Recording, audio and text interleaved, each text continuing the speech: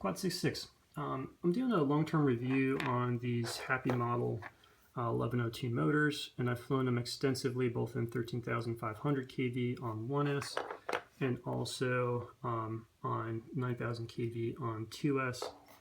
And I think anybody who's subscribed to this channel, you guys already know this.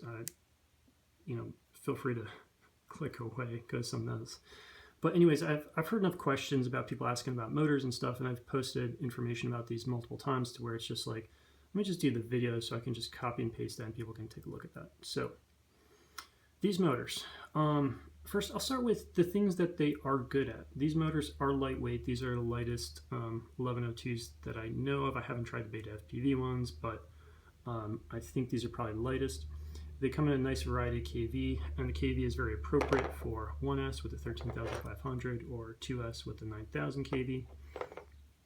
And they also have a nice feature where they sell the motor bell with shaft separate, so if you bend the shaft or do something to the bell, you can pull a C-clip off, change out the motor bell, and save yourself some soldering, a little bit of money.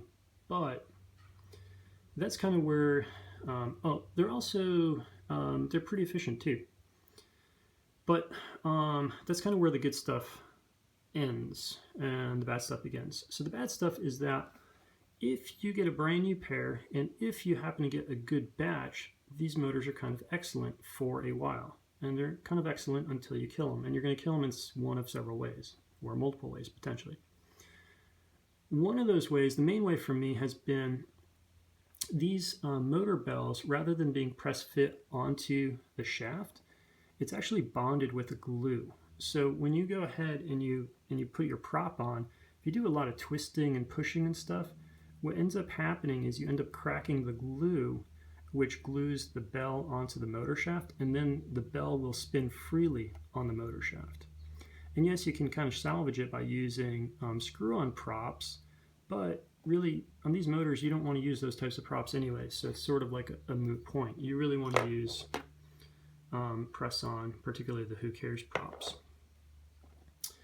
Then the next place that they're going to fail is the aluminum under here is really soft and it strips out. You've got kind of like one shot at it. You definitely want to use Loctite when you mount them, and you only want to do them finger tight. If you change out screws once or twice, you're going to strip it out. And you can see here what I did to salvage these is I'm using N1.6 screws. And you can see on this one, is it every motor? Nope, we still got one that's not stripped out. 3 out of 4 motors on this, I've got a screw on there. So that's another way that you're going to kill these. Then the last way you're going to kill them, and so you might be thinking, hey, I can change out the motor bell, so that's really good.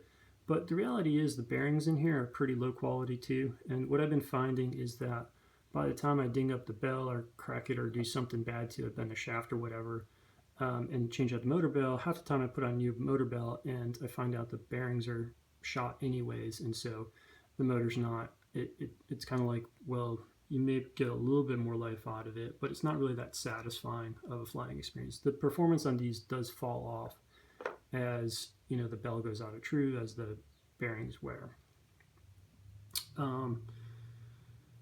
Okay, so if you are using these motors, well, let me compare them to a couple other motors. A couple other motors in this class. So these Pyrodrone 1103 motors, they're like, these are the high kV, I think it's like 12600 or something, I forget exactly what it was.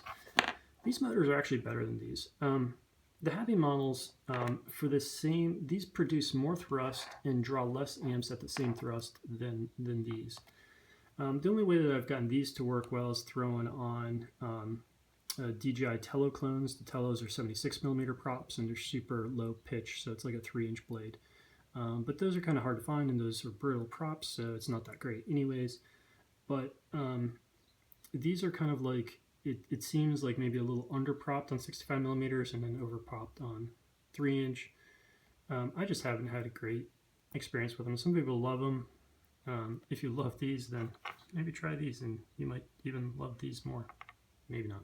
I don't know. The other one to compare to, I guess, FPV Cycle 1202.5.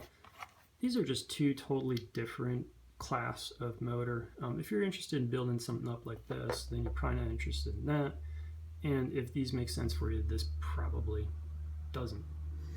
I haven't tried these on 65 millimeter, mainly because this is a 2 millimeter shaft. So to drill out props, you're going to need to do a 1.98 millimeter drill bit.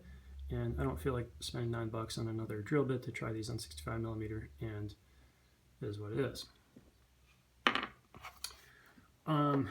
So if you do own these motors, things that you want to do. Number one is when you're changing props. Well, let's go with what props you should use.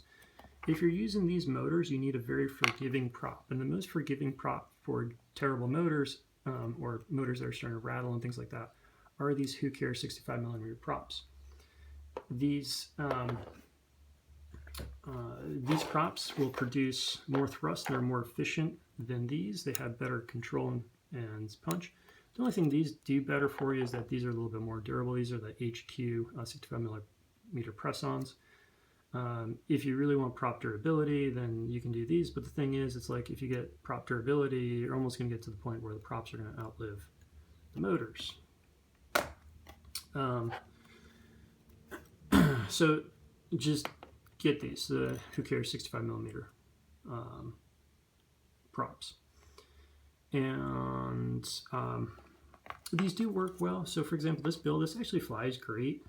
Top end and full punch out's not super impressive, but it's very, very nimble, very controllable in tight spaces. So it's almost like a 1S plus, where you can get in, fly really small spaces and have a little extra something.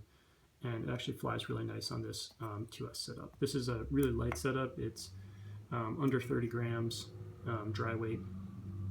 And I fly it on a 300 milliamp battery.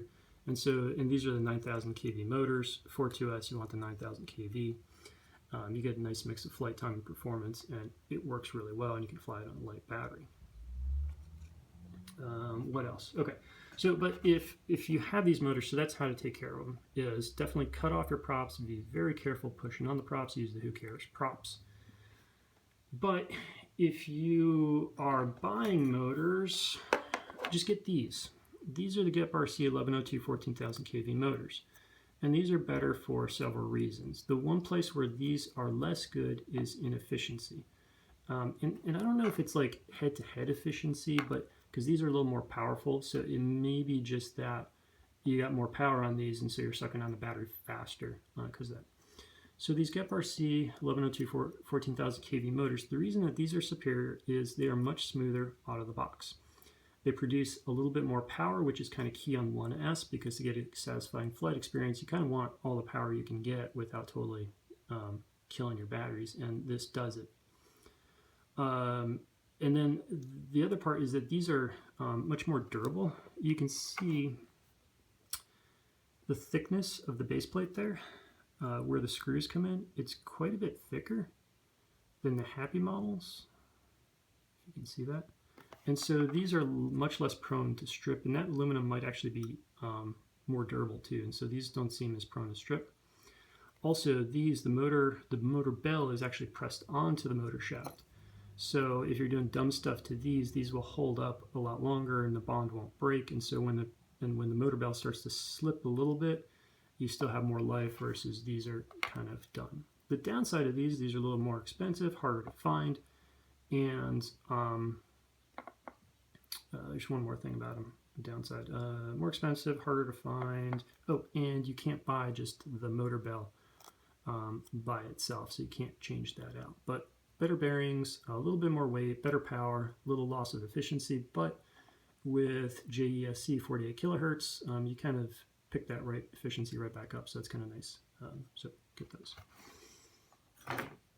All right, so that's it. That's the long-term review on the Happy model 1102, 13,500 kV, and 9,000 kV 1S motors, 2S motors.